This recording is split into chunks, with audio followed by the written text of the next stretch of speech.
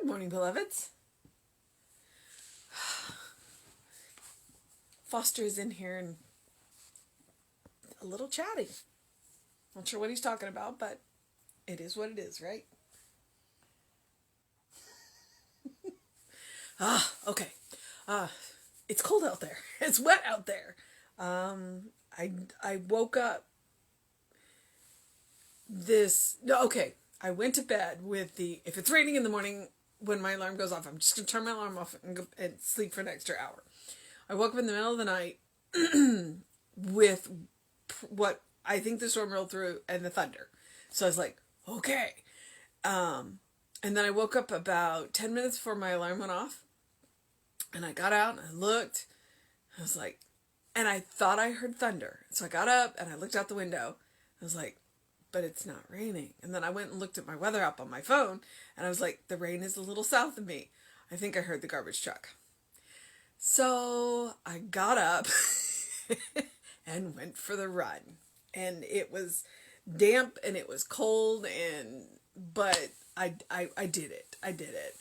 I don't know. It's that I know I needed to go for the run, but I wanted to sleep in. And I was a good girl and got up and went for the run. Especially since as the weather, I don't know what Saturday is going to be like. I don't know what tomorrow is going to be like. Monday is, so I was like, I guess I better get that run in while I can. But, so, do I need the sleep? Do I need the run? Do I need the sleep? Do I need the run? I worked out. I weightlifted yesterday. I needed the run. All right. It is February 11th. Our title is I Am a Creative Center. Our Bible quote is, "Commit thy way unto the Lord, trust also in him, and he shall bring it to pass." And that is from Psalm 37:5.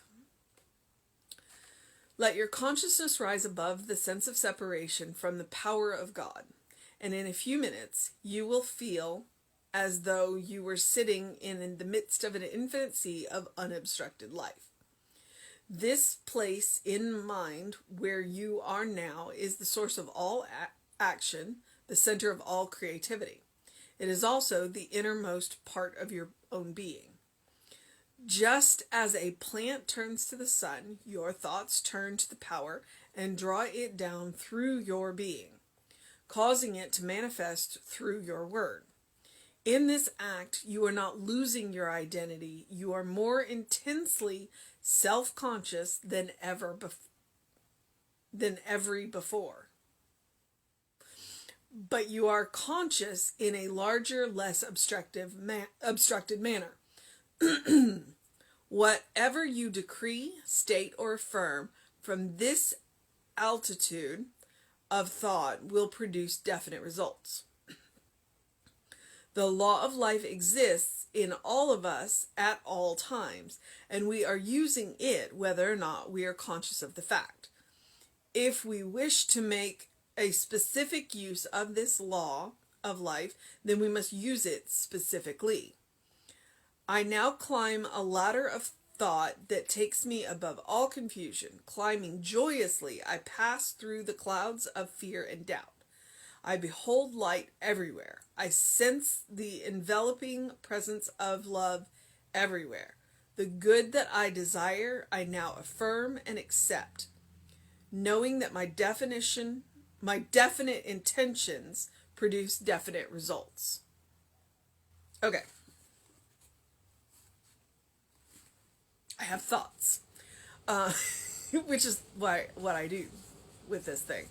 And the two that occur to me first are when I went through Reiki training. There are 3 levels of Reiki training, and I've been through 2 of them. I was just pretty much told that I didn't need Reiki 3, the third Reiki training, unless I wanted to teach Reiki. Not a goal of mine, so I haven't taken it. But one of the things that I think it was in the first class is they teach you And the only way I can describe it, and this is how you know that I'm a child of an engineer, my mother is an electrical engineer, is they teach you to plug in. It's literally, you envision light, whatever color you want, or the color may have specific purposes. So there's that too. Coming down into your head, your crown chakra. But I am the child of an engineer, and so I decided to have a cord, and I was going to use a heavy duty, outdoor plug in a lawnmower, weed eater, 3-prong plug cord, and I would envision it coming up out of the back of my head, and I would plug it in up there and then see the light coming down it. And that is an image that even when I do prayer work, occasionally I will use it, especially if I'm struggling to make that connection. Because we all have those days. We all have those days when we're tired and stressed out, and so I literally plug in. I'm never separated, but that's my way of consciously connecting. I'm always plugged in. It's just I'm not always conscious of it, and so when I'm making a conscious connection, that's what I visualize. And then the other thing is when you look at this, when you look into this, using it specifically, that was the purpose of the way treatment, the 5 steps, or if you want to use the 7 steps, the 5 to 7 steps of treatment are designed. They are designed to plug you in, basically recognize that there's a power, plug you into that power, specifically state what you want, without getting, really, you're specific on the what, not the how. And then how to unplug and let go. It's like, okay, think about it. There's a power. I'm in the midst of the power. This is what I want. Let me wrap my feeling, let me wrap my power around what I have stated, and then let me let go. Those are the 5 steps of treatment.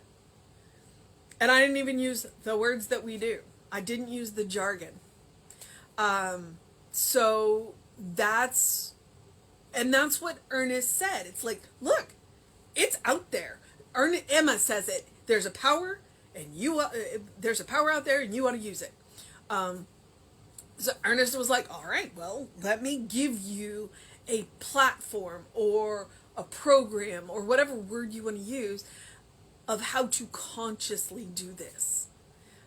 And that is one of the blessings of science of mind, and one of the things that it doesn't matter what faith tradition that you came from, because they're steps, not words. It's like, okay, you can use whatever words that you want. You can use whatever words are meaningful to you. Let me give you this framework. Let me give you this scaffolding. And you use the scaffolding until you don't use the scaffolding. Because if you go back and read Ernest, we have up to 7 steps. He maybe used 3 on a regular basis. And Jesus did the same thing. He got all of the steps from reading the way Jesus prayed. Reading the way Jesus prayed, reading the way Jesus healed. And he went, oh, okay.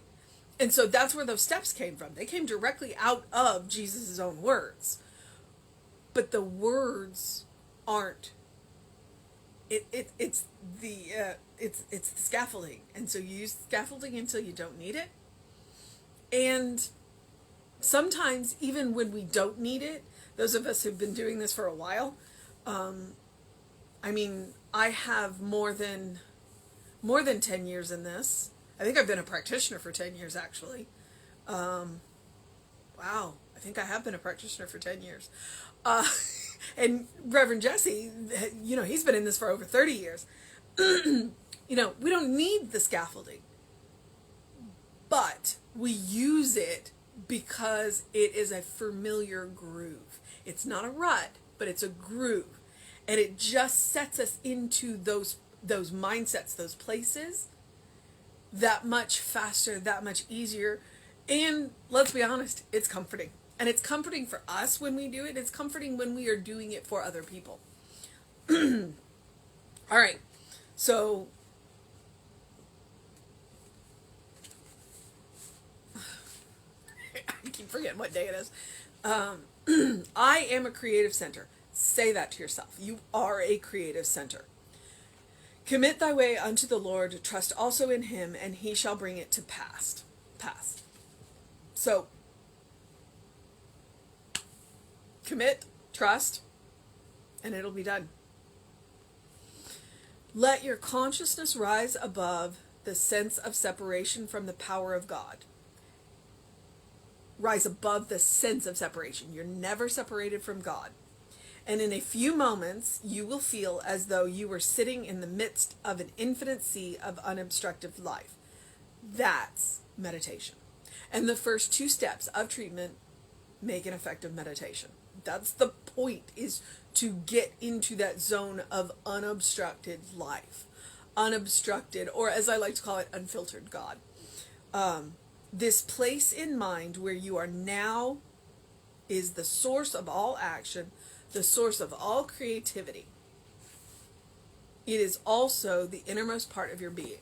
So that unobstructed life, that unfiltered God, that is where you are the most you. Which it doesn't sound like, right? It sounds like you're floating in a pool of, and no, it's where you are the most concentrated, where you are the most you, because you're not dealing with the mortal coil. You're not dealing with the mortal noise. You're not dealing with the material. It's where you are the most you. Just as a plant turns to the sun, sunflowers, excellent example, your thoughts turn to the power and draw it down through your being, causing it to manifest through your word. That's why I like the image of plugging in. It's like, I am always drawing on that power. Always. But when I consciously put that plug in, then I am consciously drawing on that power, that love, that creativity, that harmony, that peace, that joy, whatever it is that I am there for. It is in this act, you are not losing your identity. You are more intensely self-conscious than ever before. But you are conscious in a larger, less obstructed manner. You are conscious of yourself. You are more intensely you without the the material noise. That's what that moment is. And that is the very definition of a mystical experience. And it's hard to describe. You've had it. So go back and look for that moment in your life where something happened and you can't describe it. Whatever you decree, state, or affirm from this altitude of thought, and it is altitude, not attitude, altitude of thought, will produce definite results. It can't help but to come into form because you are letting the power flow through you. That's where we get the phrase, God can only do for you what God can do through you. The power is all around us, but we have to be willing to use it.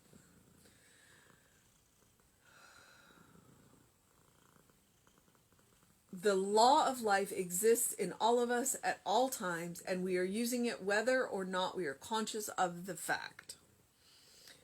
If we wish to make a specific use of this law of life, then we must use it specifically.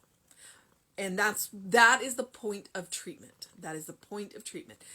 The point of treatment is to make a specific use of the law. It has laid out steps that help you to make a specific use. Because pray without ceasing. Our thoughts are always creative. And they are creative to the point that we wrap the feeling around them. So yes, every thought is creative, but not every thought is as creative as the next one. And when you sit down into a space and do treatment in those, then you are making specific use, and that's what he's talking about specifically. It's like, let me specifically state this is what I want, and let me do it in, in a way that will be the most effective. Is it the only way? No. It just happens to be a very effective way that we have found that we like to share.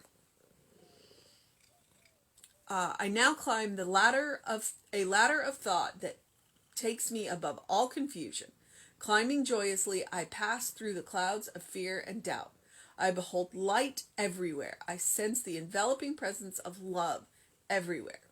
The good that I desire, I now affirm and accept, knowing that my definite intention produce definite results.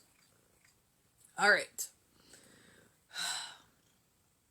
I think I climb a ladder of thought. That's where part of where we get the idea of treatment as scaffolding. Treatment as scaffolding. Okay.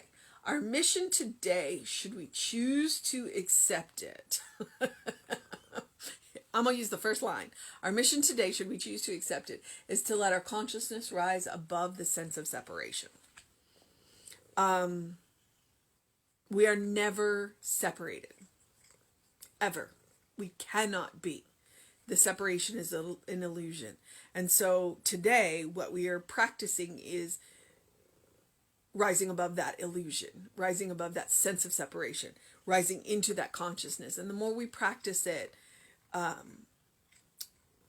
the more often we'll do it, and the more often we do it, the more it becomes our default setting. So that we can drop into that sense of connectivity at a moment's notice. Can we walk around in that all the time? Probably not, because we got stuff to do. We got stuff to do. I'm about to get ready and go to work.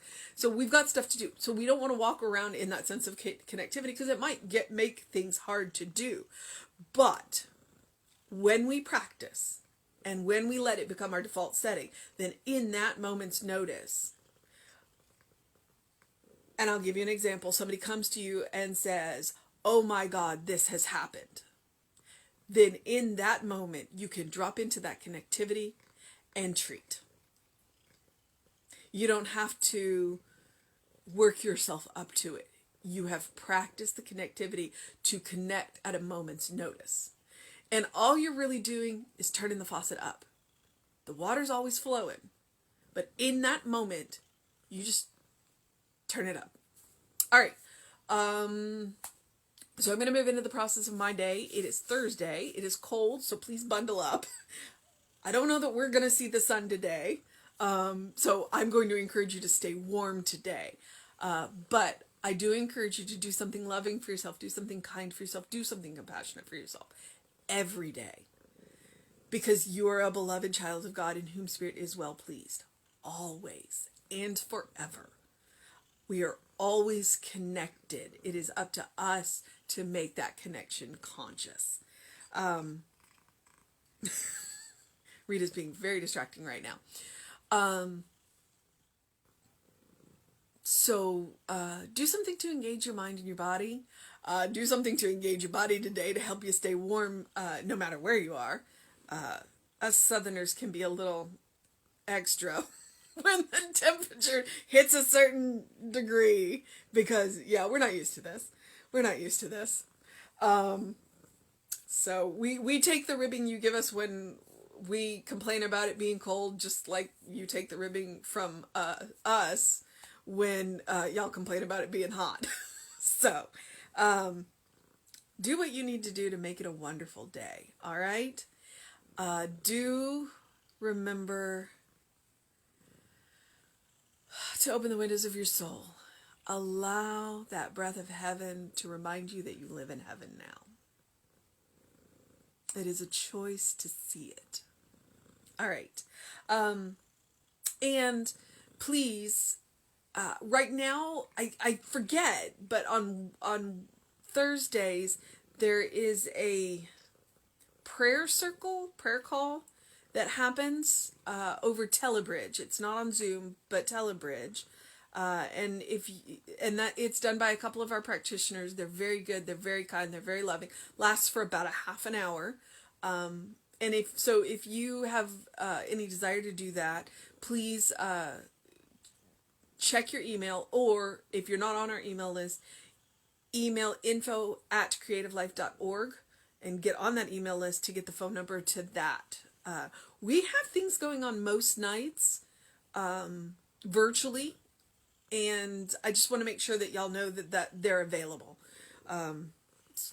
So check that out. And Reverend David will be on with you around 5 p.m. and I will be back with you at 9 a.m. tomorrow. And do bear in mind, I am moving all of these to a YouTube channel, The Running Rev Ryan on YouTube. So if there's anyone in particular you want to hear again, it'll be available. I've even got them in playlists by the month to make them a little easier to find. Because, there's 30 of them in each month. About 30 of them in each month. So do what you need to do to make it a wonderful day. All right, beloveds?